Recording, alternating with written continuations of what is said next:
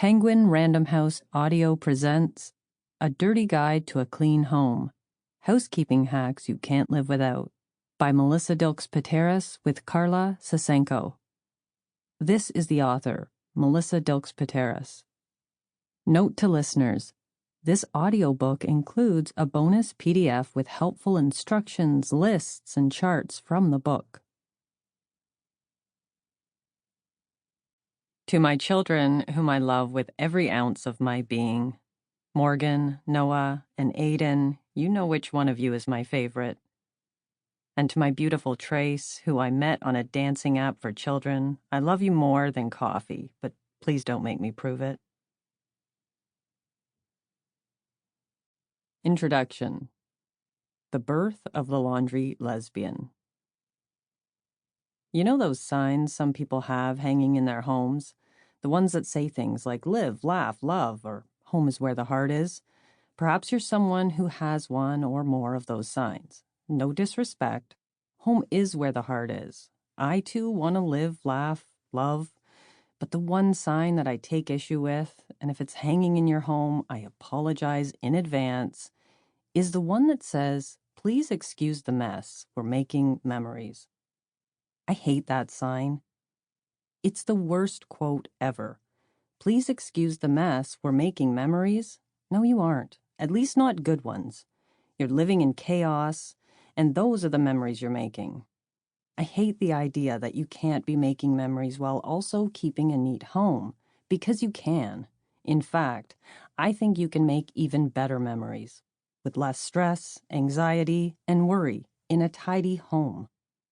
To me, a kept house is a form of anxiety relief and self-care, an adult life skill that makes me feel good about living in my home, a place I don't dread coming home to at the end of the day, and instead am proud to invite others into, a place to feel comfortable and safe.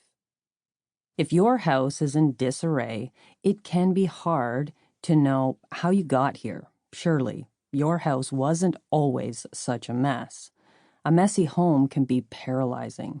You might even feel panic-stricken about the prospect of tidying up or ashamed when somebody pops by unexpectedly. You're not alone in feeling like the task is insurmountable. A lot of people feel this way.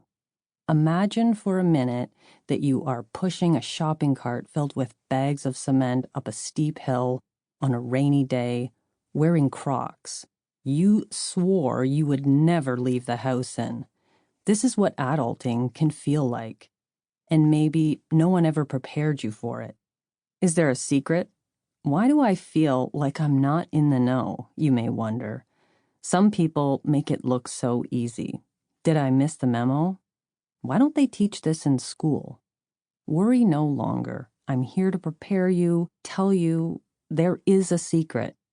I'll make sure you're soon in the know, and this book is the memo. The key is hitting reset and approaching housekeeping from a different, less overwhelming, piece-by-piece sort of way. Believe it or not, a home can create a sense of self-esteem, pride, and calm, and anyone can have that, even you, which means you can make memories minus the mess. You may have bought this book because you follow me on TikTok, where you know me as the laundry lesbian. Maybe you wondered why someone who looks like me knows anything about cleaning or laundry. Or maybe someone gifted it to you and you're thinking, hang on a minute, what are they trying to tell me?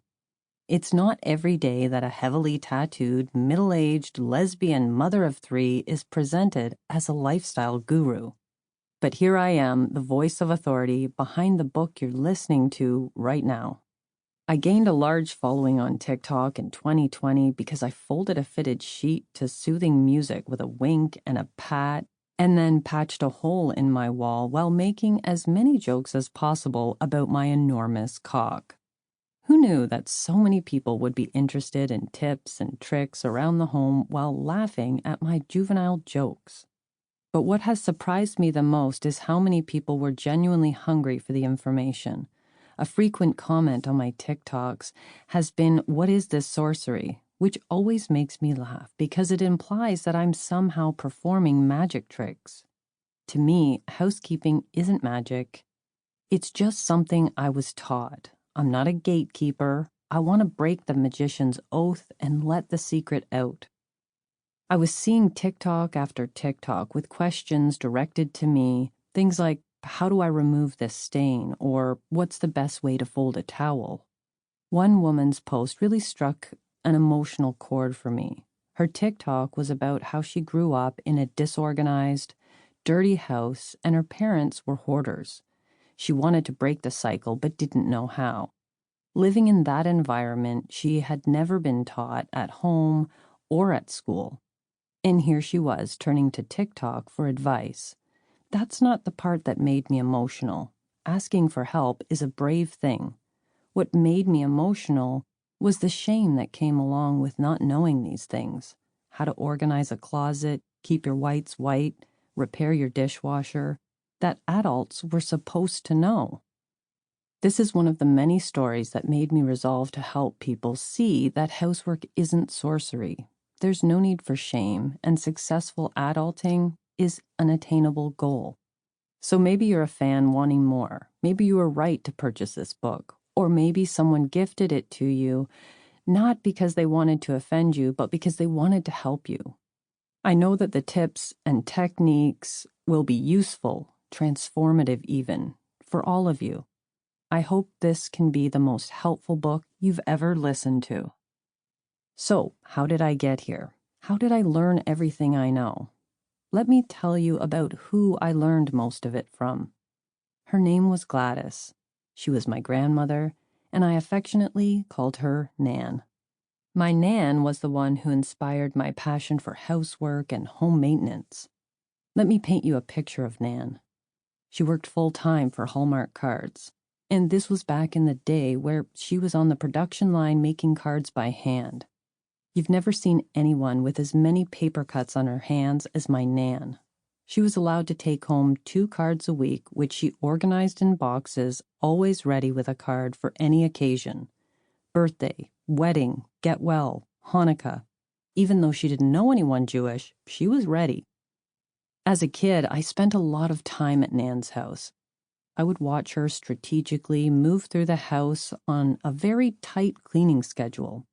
That woman was very task-oriented. Each day would be designated to a specific chore.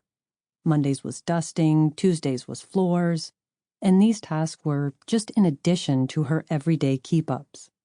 The bed was made the second she got up. The bathroom got a once-over right after she bathed. Dishes were washed immediately after each meal. She was a tidy and clean-as-you-go kind of woman who did her daily tasks on top of the deep cleaning. She was organized, structured, and resourceful. Nothing went to waste. Everything had a secondary use. She even used my grandpa's old undies as rags. And there I was, little rough-and-tumble BMX bandit Melissa, completely in awe of this domestic superhero. I didn't realize the valuable lessons I was taking in just by watching her. Nan did everything herself. She cooked, cleaned, grew her own vegetables, painted the house, and wrapped presents with the most amazing embellishments before that was even a thing. Her house was always stocked with food, which she bought from 7 different grocery stores in order to get the best deal.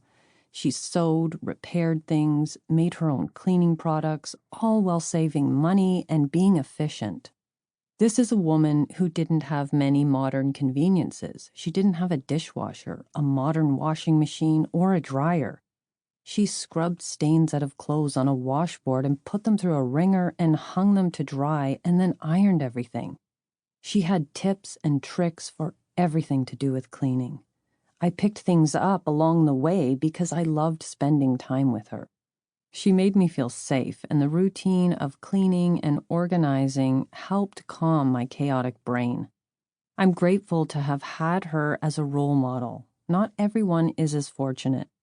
Looking back at it now, I'm doubtful she would have any idea that this was the birth of the laundry lesbian. The other crucial part of the alchemy that made me the self-reliant rebel that I am was necessity. My sisters are 7 and 9 years older than me. Sample complete.